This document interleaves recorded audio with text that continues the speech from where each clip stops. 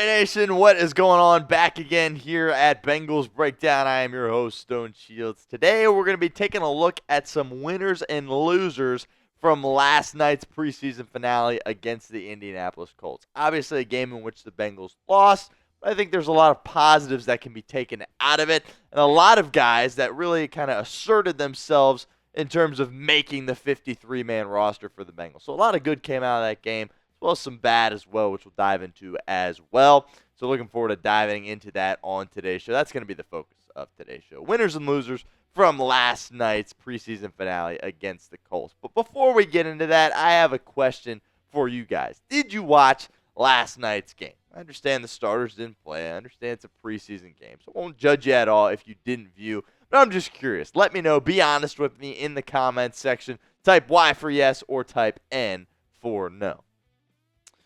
The first winner that jumps out to me is Cedric Johnson, and we talked about him last night with our instant reaction video. And, we've talked about at length how the Bengals' really entirety of their defensive line is a little bit thin, right? You got guys like Trey Hendrickson and Sam Hubbard, who are certainly your main guys at those edge rusher positions. But beyond that, with the Myles Murphy injury, there certainly is some question marks. Obviously, on the interior, you're trying to fill in for DJ Reader, who, of course, left in free agency. So really some question marks along the entirety of the Bengals' defensive line. But I thought Cedric Johnson played really well for Cincinnati last night. Of course, a sixth-round pick out of Ole Miss. And he was really putting pressure on the quarterback, doing a great job, was a sure tackler, really is just a physical guy. So really was pleased with what I saw out of Cedric Johnson. I think the Bengals really have a nice steal in that sixth round. I think he's a guy that's going to be forced into action for Cincinnati in the regular season. I see him as a lock to make the roster. There's no ifs, ands, and buts about that. Cedric Johnson, my number one winner from last night's game. Number two, I got Charlie Jones. There were some question marks on whether or not we would see him. There was some, debate about maybe he would have played last week against Chicago at Soldier Field. Ultimately, that didn't end up happening, but Charlie Jones was out there for Cincinnati last night, and it was really just nice to see him back out there and moving around. He looked like his normal, quick self out there. He brought back the opening kick out past midfield. That definitely was a welcome back moment for Charlie Jones, I felt like. So really excited to see Charlie Jones still moving around fast out there. It looks like that knee really isn't bothering him much at all. And I'm excited about what Charlie Jones is going to do with this team in 2024. He certainly has a role carved out for himself. I think he's going to be their main returner, particularly on punts, maybe at kickoff as well. And, of course, another weapon for Joe Burrow offensively. So really excited that Charlie Jones appears to be healthy and will be ready to go for week one. So what is your confidence level in Charlie Jones? Obviously, the Bengals have a lot of weaponry on offense with the other receivers, but Charlie Jones is kind of a wild card guy and is certainly a great returner for Cincinnati. But let me know where you're at confidence-wise with his health and just his ability as a receiver and a returner overall. Scale it for me 1 to 10 in the comments section. It is the pinned comment of today's video. So if that ad comes here on YouTube, it's totally fine. Take advantage of it. Get down in the comments and let us know what you think. Another winner for me is Germaine Burton. He proved that he can continue to go out and make plays for Cincinnati. Had another touchdown last night. Really does a great job of fighting through the catch point and bringing balls in from defenders. Really got challenged there. Had that DPI against him, but he still was able to haul it in and make that catch on that play. So really like what we're seeing from Germaine Burton, but he's got to develop that trust with Joe Burrow. That's why we're seeing him out there so late in preseason games, because that trust obviously isn't there yet. Hopefully that will come over time. Obviously, he is a rookie. It's going to take some time. Joe Burrow's been working with all those other receivers a lot longer than he's been working with Burton, but that's the biggest question at this point. How much trust can Joe Burrow get in Germaine Burton so we see Germaine Burton out for significant reps? Because right now, I don't think he's going to be playing a ton. That's something that he's going to have to earn over time. But I definitely think the Bengals got a steal in the third round with Germaine Burton. He looks clearly like an NFL receiver to me. We mentioned him a lot on this show, Maema Njongmeta. It's official. He has to be on the roster for Cincinnati. Had another solid game last night for the Bengals. Had 11 tackles in this game. Just continues to be all over the field for Cincinnati, and I would be shocked if he did not make the roster for the Bengals. Undrafted free agent out of Wisconsin. The Bengals are, probably going to take a fifth linebacker, and if they do, it's 100% Maema Njongmeta. Kind of in a competition with Shaka Hayward and Harper as well. But I think Njongmeta has certainly asserted himself as the top of that list as far as the linebackers go. And again, I would be shocked if he didn't make the roster. He's a guy that really took advantage of the preseason and played his way onto this 53-man roster for Cincinnati, and I'm really excited that Maema Njongmeta is a Cincinnati Bengal. Want to give a shout out to our friends over at Game Time because today's show is presented by Game Time. Game Time has a new feature called Game Time Picks that makes getting tickets to see your favorite teams play live even easier. Game Time Picks filters out the fluff to show you only incredible deals on great seats so you don't have to waste time searching through thousands of tickets.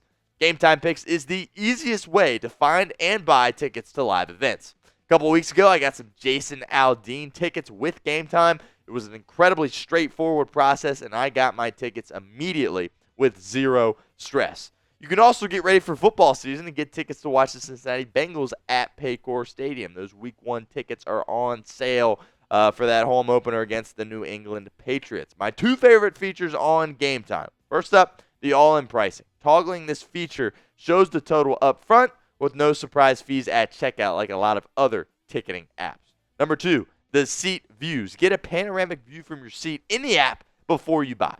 So take the guesswork out of buying tickets with Game Time. Download the Game Time app, create an account, and use code CHATSPORTS for $20 off your first purchase.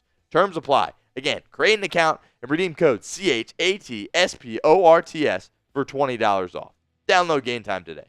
What time is it? Game time. My last winner here for Cincinnati is Jordan Battle. I had to throw Battle on this list. Obviously, Battle had the pick 6 for Cincinnati against Anthony Richardson. Was an incredible play by him. Certainly some miscommunication from Richardson and his intended target, but nonetheless, Battle was in the right place at the right time, made that catch. It really felt like he was the best player out there defensively for Cincinnati through that, first half for the Bengals. At some point, he's going to take over that role at strong safety. For now, it's certainly Von Bell's job at the moment, but the Bengals have a really solid young player in Jordan Battle, and really looking forward to seeing what Battle can do going forward when his role continues to increase for Cincinnati. That's kind of the safety room right now at the moment. Again, Bell, it's his job for now. There was some talk about it potentially being a competition between him and Battle, but it seems very clear that Von Bell has taken back that spot as the Cincinnati Bengals strong safety. But Jordan Battle certainly will get valuable reps throughout the year and important reps as well. So those are my winners. Let's hear from you in the comment section. Name a preseason Week 3 winner. Could be one of the 5 that I mentioned, or it could be someone that I perhaps am leaving out. Sound off for me in the comments of today's show. Now we get to the loser side of things. Logan Woodside again finds this list for me for Cincinnati. As the quarterback, when the offense isn't really getting any rhythm, it falls on you. And he had that really bad fumble as well, just kind of careless with the football. There's some things that he doesn't see out there that he doesn't pick up on. Looking at the stats, 16 for 21. Not bad whatsoever. Did have the really nice touchdown pass to Burton late in the game. So there's some questions about Woodside going forward. Is he your third quarterback, or are you going to look beyond that at the waiver wire? I certainly don't think it's Rocky Lombardi, okay? I do think Woodside has a significant leg up on Lombardi. Lombardi didn't even play last night apart from taking those knees at the end. So the Bengals are kind of going through an evaluation process with Woodside. You like his toughness. That part of his game is good, but was really hoping he would kind of continue to climb off his performance Week 1 of the preseason against Tampa Bay. Past 2 weeks really hasn't been able to do that. Also have Cody Ford as a loser on this list. Again, the Bengals are asking him to kind of pop outside and play a little bit of that tackle spot, and he got beat quite a bit. Granted, they was going against the ones for Indianapolis kind of towards the beginning of that game, but he got beat several times throughout the night. He's a guy I really don't have a ton of confidence in for Cincinnati. If he's a tackle out there while Joe Burrow is out there, you certainly have reason to be concerned if you are the Cincinnati Bengals. This is what you're looking at as far as the offensive line room goes. We'll see if they take 9 guys or 10 guys. Really don't know. I probably personally would take 10, to be honest with you, just to get another extra body in there.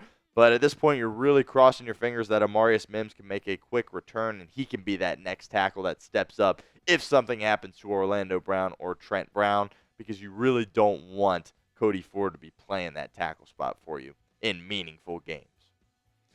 Now, the last loser on this list I have is Tanner McLachlan. If you watch the show, you know how much I like Tanner McLachlan. He didn't really get much opportunity last night, which begs the question, are the Bengals, did they just say, screw it, we're just going to hide him so he can, make it through waivers and they could sign him to their practice squad? That's kind of what it feels like.